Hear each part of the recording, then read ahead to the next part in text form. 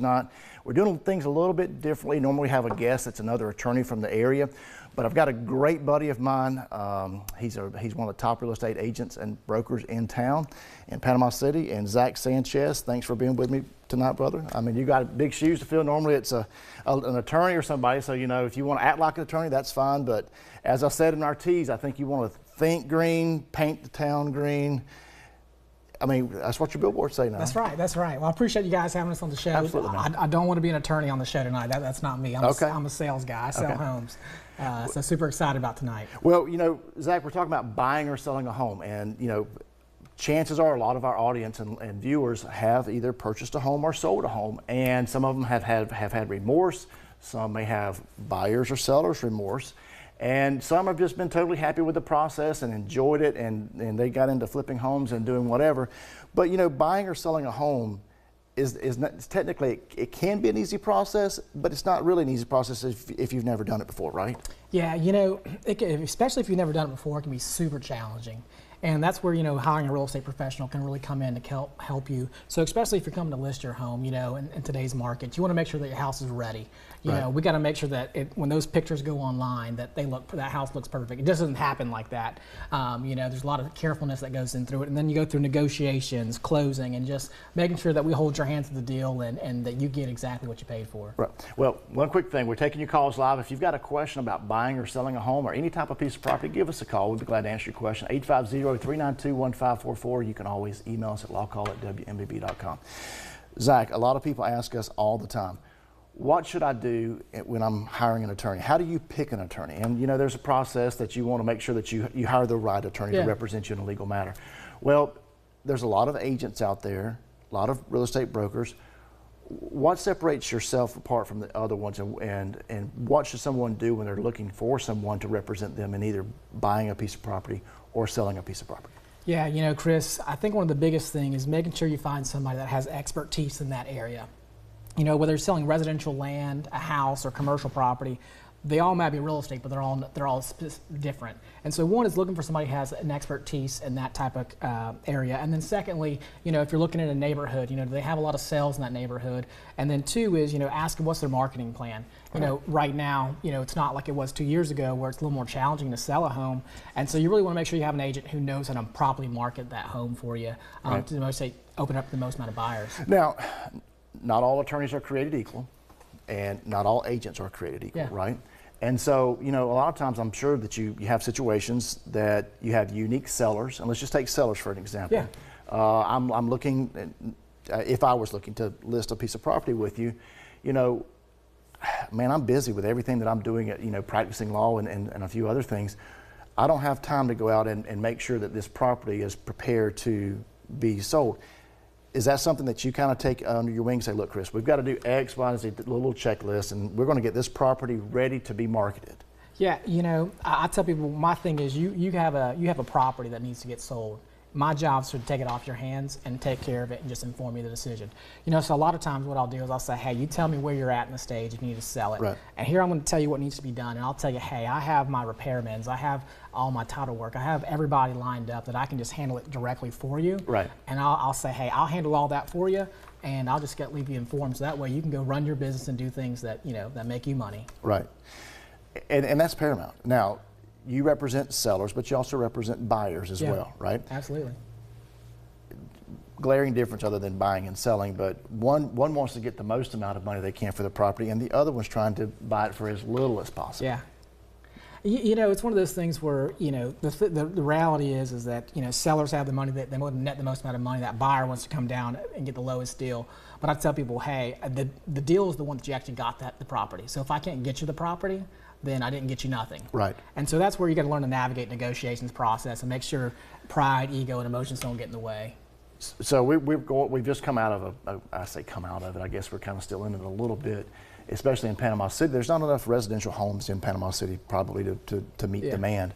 But it felt like at least a couple of years ago, looking back, it just seemed like it was crazy, insane. You couldn't have a home on property, you couldn't find a house to buy for such, for any time of. So days to market, or days on market, I should say. How is that different now versus a year ago?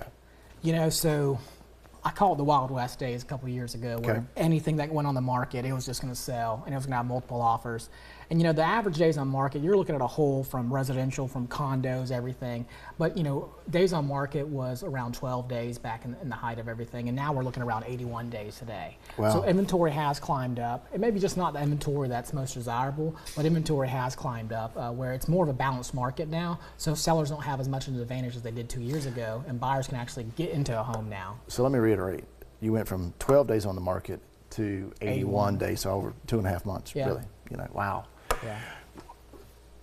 Roadblocks. Insurance is a big roadblock, it feels like today, but also mortgages. I mean, the typical, help me out here, typical residential mortgages, About 7% right now. 7%, Yeah. and commercial is, About 8.5%, depending on what prime Wow. is floating at that day. wow. So it's not as easy to buy a home anymore, right? Yeah, one is insurance is a wild market right now.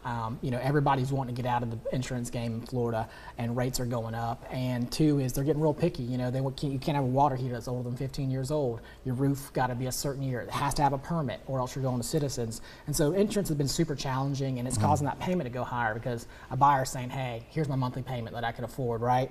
And that insurance is causing it to go higher. Then interest rates are 7%, which is making the ability for them to borrow even lower, so it's drinking that value that they can buy. Right. Are you seeing a slowdown in the market? Yeah, we've seen it taper back compared to the past few years. We've seen it tapered back. It's still going strong. You got a lot of great things happening, and our home buying season is July, August, September. Okay. But we have tapered back a little bit, but we're still going real healthy. Panama City is totally different than Panama City Beach, I'm sure, with homes. I mean, you have a lot of maybe townhomes or apartments in Panama City Beach, and you have more residential type homes in Panama City. Yeah, so in Panama City Beach, you got a lot of short-term rentals, so that drives that market. A lot of that drives that market from an out-of-town guest who's looking to generate revenue and have that Airbnb or that short-term rental or that condo. Versus, in Panama City, you have that primary residence homeowner, so it's a little bit different markets. But we're blessed in our area where we have both those markets, so it keeps us going year-round. Taking your calls live, 850-392-1544, or you can always email us at lawcall@wmbb.com. I just got a text message from a friend of mine and said, what's going on with commissions? And they've read something online where I think it was out in the Midwest, there was a class action lawsuit that was brought in state court or federal court out there, and basically attacked the commissions that realtors are able to charge. Is that trickling down to individuals in Bay County? Yep, so they haven't reached the final verdict that's been approved yet. There's a settlement on the table from the National Association of Realtors. Okay. And it's set to go into effect in August. They assume if it gets approved. And so what it used to be is that we as when we list a house, we have to negotiate the pay for the that buyer's agent. Well, they thought that was unfair. And so NAR has said, hey, you no longer have to offer compensation to the buyer's agent. So it's more as an education piece where they're not going away. It's a matter of you now have more of a free choice where if I list your home on the market, Chris, typically I'm going to charge you 6% and I'm going to give 3% to the buying agent. Okay. Well, now it's saying, hey, you don't have to offer compensation to that buyer agent. Why can't the buyer pay his own agent? Okay. Now it's giving you the ability. It's not saying that we can't now do that. And I tell people it's best for us as listing agents, as for you, the seller, to offer an incentive for a buyer agent to bring a buyer to the table. Right. And so the ability is it's still on the table where it's all the same. It's more of you have the option now, but the reality is you should take what's best option for you to sell your home, right? So true. But what happens to all this money that they have levied in fines and excessive fees? I mean, any insight on that? That'll be an attorney question. Okay, that's above my pay grade. That's above my pay grade. So you're in August, I believe it was what you said. August is when of 2024 of this year. It's supposed to go into effect. Okay. Yeah. How do other agents feel about that? Because they're so used to getting not a referral fee, but a split of commission. Because hey, I brought you a buyer for the property that you're listing, and otherwise you would not have been able to sell that had I not brought a buyer to you. Right. Yeah. Some agents are getting a little concerned because it's change, and so with change, obviously, people have some concern. But I think the biggest thing to tell people, I tell our agents in our office, like, hey, we provide a service, and there's a value to that service. Right. And so it's just like you and your business, right? Is no matter what, you're always going to charge a certain amount for your service because you know the value. And so that's where the thing is, we got to learn to convey to our buyers and our sellers, hey, the value that we provide, and make sure that we can convey that. And as long as we do that, everything's going to go normal. Good deal. Phone lines are open, 850-392-1544. You can always email us at lawcall@wmbb.com. We're going to take our first break of the evening. We'll be back in just a moment.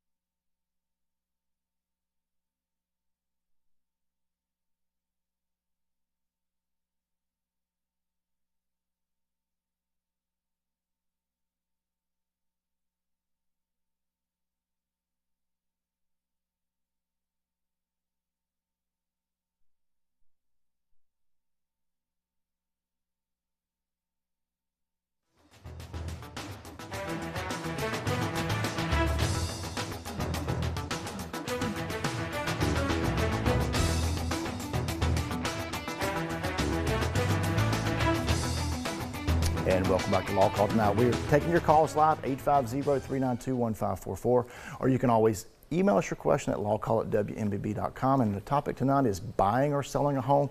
And I've got a very close friend of mine tonight, Zach Sanchez, is with us. Zach, do you ever, people that meet you for the first time, you ever get, called Cody? Yeah, I always tell people first time they see us, I said, I'm the short one on the billboard. Okay. They don't realize the Well, billboards can be optical illusions. I mean, because you guys look the same height on the billboards. Yeah, I know, the same billboard, yeah. But he's 6'4", I'm 5'5", yeah, so it's a little bit different. For the ones that don't know, there is a height difference there. But, and you're still trying to paint the town green. That's right, every day we got to. Yeah, we got to. And that's your firm color, so. If you see his billboards up, wave at him when you're going down the road, and just keep in mind he's trying to paint the town green, right? That's right, Amen. every day. All right, getting back into it. We do have an email question from Mary that came through, and if we can put that up, guys. Yep.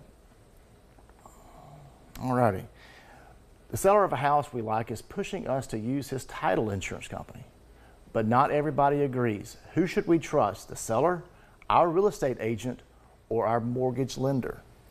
Chris, that's a fantastic question. One is whenever you do the contract as an agent, whoever's paying for the title policy is the one who gets to dictate who they get to use. And I tell people, on the buying side, it's the title company is definitely somebody that the buyer should want to choose because it's for their protection. So I would definitely say that the buyer would want to choose who they're because they're paying for it, but it's also their protection. But then again, as you're a seller, I want to make sure that everything gets done properly, and so that's where I take that and say, hey, as a seller, I want to pick that. So it really just matters who wants to be in control the most, and so anytime I have a client, I try to make sure that whoever I'm representing is paying for that title. What's the average cost for a title policy? It depends on the price, but I mean, let's say $3,000 to $5,000 depending on the purchase price. Now, for the ones that are not familiar with it, what a title policy is, what is a title policy and why is that so important in doing a real estate transaction?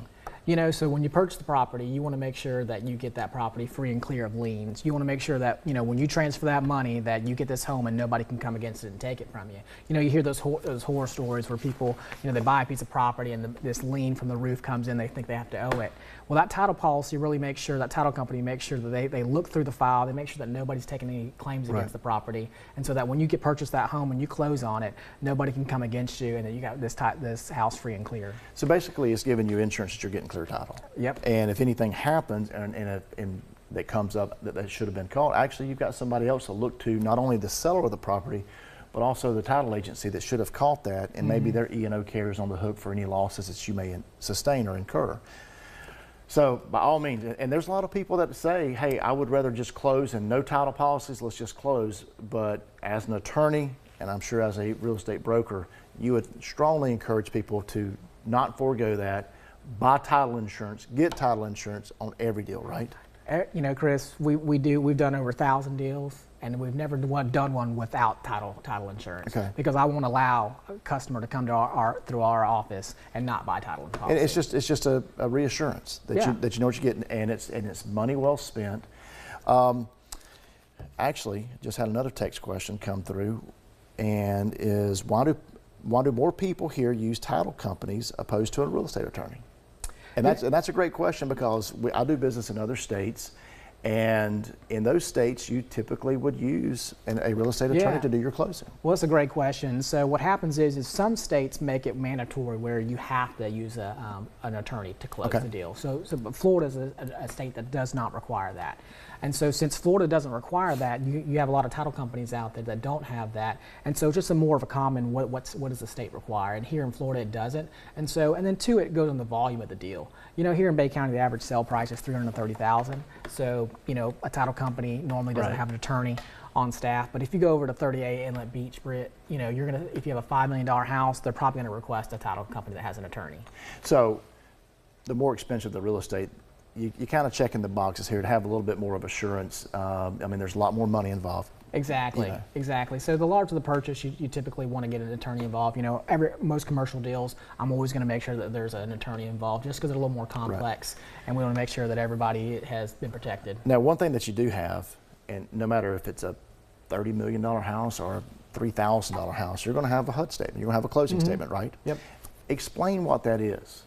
So that HUD statement, what that does for you at the end, it takes a column and it details to the buyer and the seller exactly. Okay. And it says, hey, here's exactly what the seller's paying, and here's what the buyer's paying. And it details all the fees out in the transaction, so that you know that when you're selling the house, that you're going to have the tax probation, your property taxes that you owe for half the year that you got to transfer. You know, commissions, who's paying that? The title policy, who's paying all those fees, and it details it out there with full transparency, so that buyers and sellers both know exactly what they're paying for in the transaction. And typically speaking, if you have a mortgage, you have all those extra closing costs that come with underwriting a mortgage from a bank, whether it's the origination fee or the closing fee, the escrow fee, the title fee. I mean, I'm just naming off a bunch of them here, but it seems like there's just row after row after row. You know, when you buy a house and you use a lender, you're going to have about 3 to 4% of the purchase price in fees, whether it's origination fees, title fees, you're going to have to pay survey, you're going to have insurance prepaid and all those things. So a lot of it, there's a lot that goes into, but a lot of it's prepaid as well. We have to pay your homeowners for a full 1 year. Right. Your taxes in full for a year, because now you get a bank involved. Now,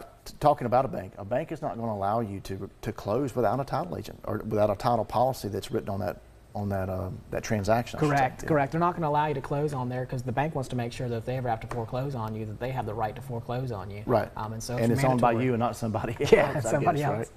Right? What do you?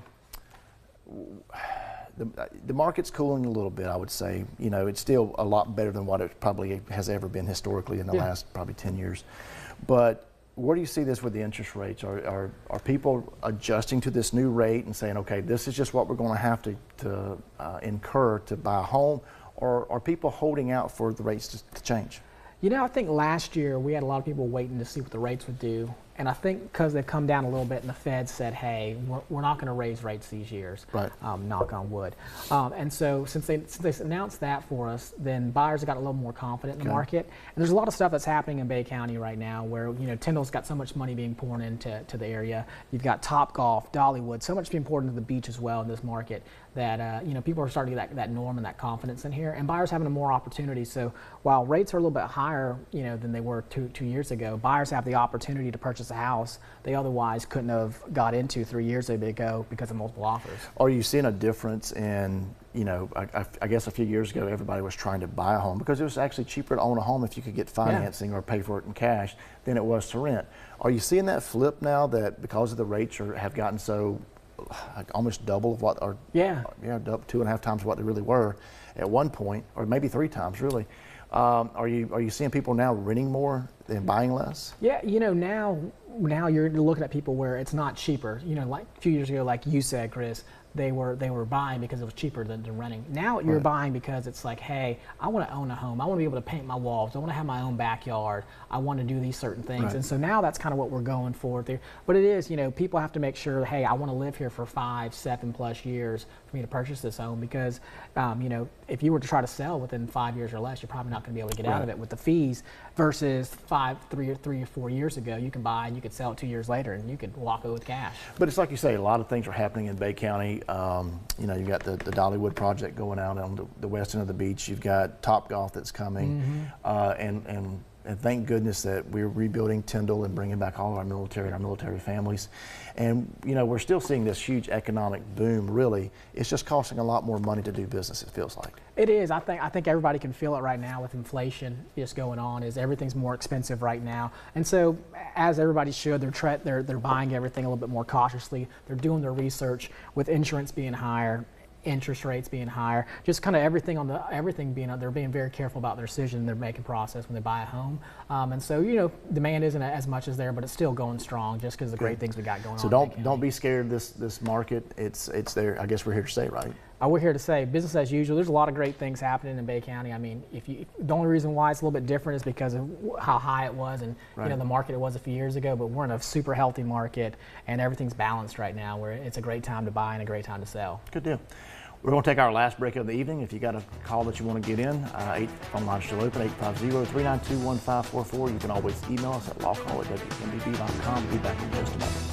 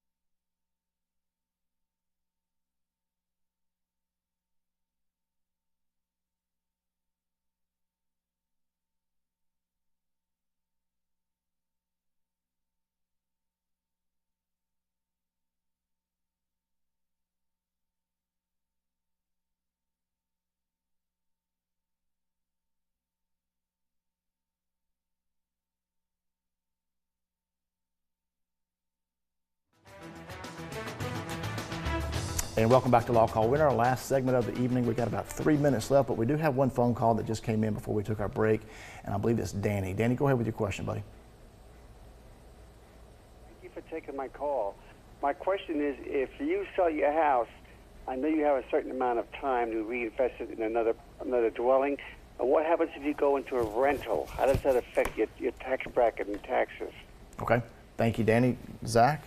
Yeah, Can you answer that question in 45 seconds, maybe? Absolutely. Quick question. The first one is, if it's a primary residence, then you won't have to pay capital gains on it. You get to exclude it. If it is a rental, then you have to do what's called a 1031 exchange and hire an attorney as an intermediary. And from the day you sell, you got to identify as many properties as you want within 45 days. And you got to close on a property within 6 months. So the biggest thing is make sure an attorney. You have an attorney that helps you close it, and you buy a property within 6 months from the day you sell it. That's the short and sweet answer.